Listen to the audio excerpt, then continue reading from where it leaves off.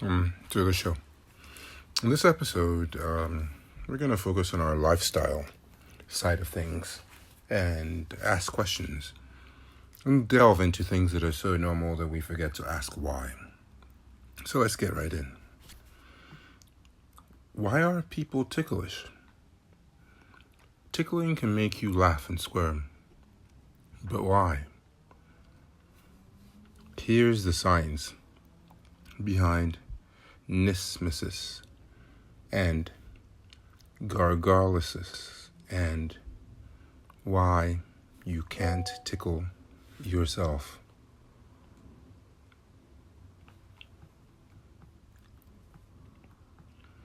There are two kinds of tickles.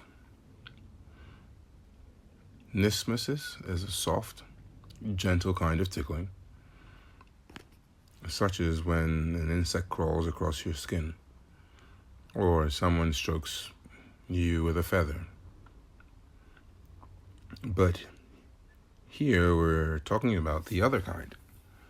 It's called gargalesis and is the full-on go for the ribs or armpits tickling that makes you laugh out loud and wiggle and squirm.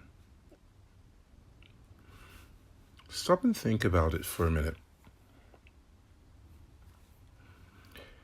And you'll notice something very odd about tickling. When you're being tickled, you laugh. Sometimes a lot. That's a sign of happiness and joy, right? But you also squirm and try to get away from the tickler. You might even push them away or beg them to stop, even as you erupt into yet more spasms of giggles and shrieks. So, what gives? Is this fun or not? So, sure, we laugh when we're tickled. But it's very different from the kind of laughter that follows hearing a joke or seeing a funny meme, explains Alicia Wolf, a neuroscientist at Rensselaer Polytechnic Institute.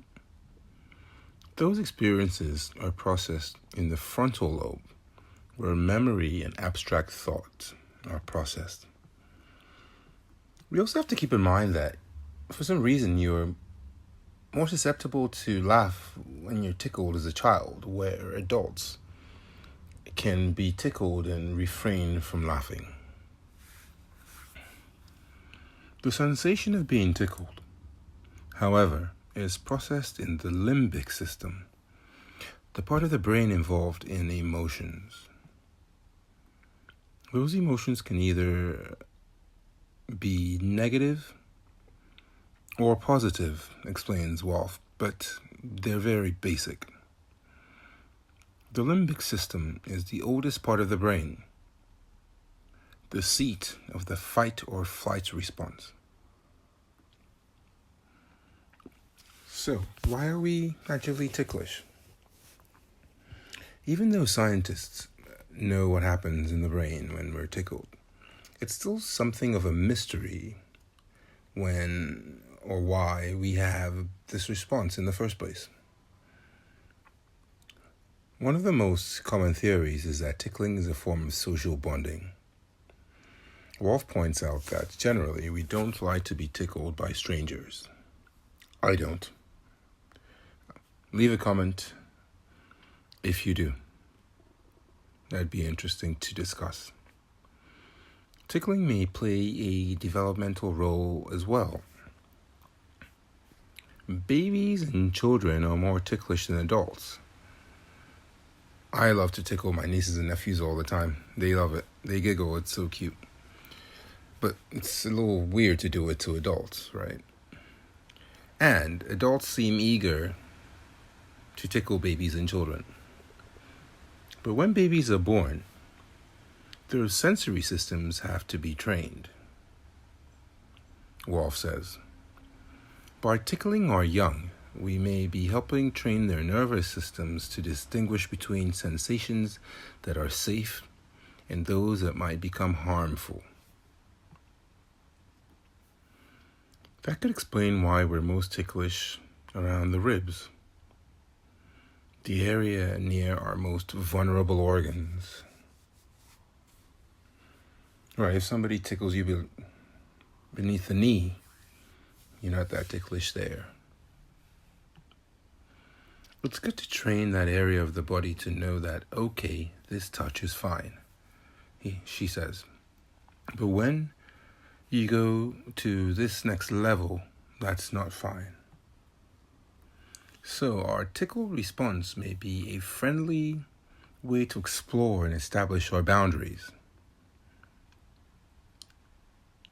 Tickle me a little and we're having fun. But don't go too far. If I'm a baby, I might start wailing. If I'm an adult, I might slap you.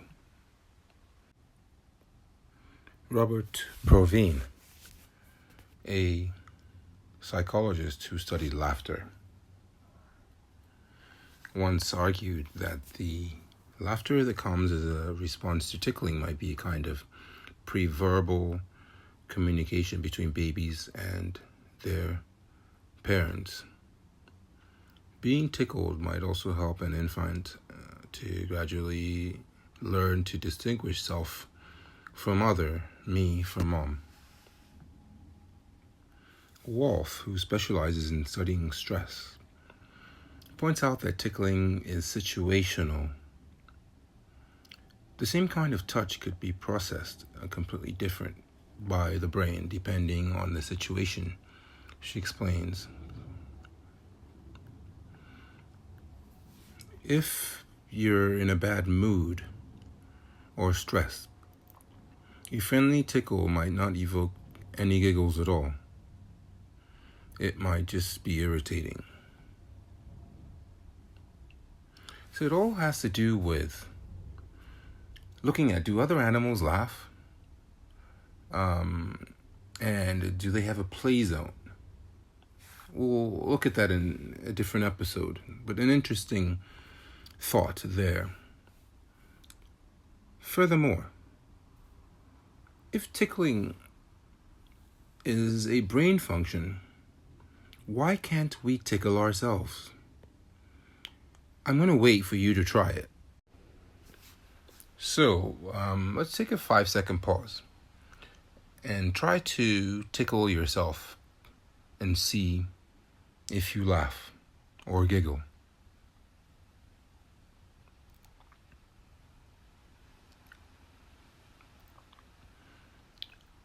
We react, often excessively, to being tickled by others, but most people can't tickle themselves. This is in part because self-tickling lacks the element of surprise. According to some research, try asking someone to tickle you and see how that works. But there is a little more to it than that. We have really strong body maps, so we're controlling the sensation and muting some of the tickle pathway, she explains. Not being able to tickle yourself also supports the idea that tickling is a way babies learn to distinguish self from other. Once you've gotten that down, you can't tickle yourself. That brings us to the end of this episode. Just an interesting tidbit that we wanted to explore for today. Please go ahead and hit the like button and subscribe. Leave a comment. It's an interesting discussion to have. Head over to buymeacoffee.com/SamsonKing and make a small donation. We appreciate it. And as always, thanks for stopping by. And we'll see you next time.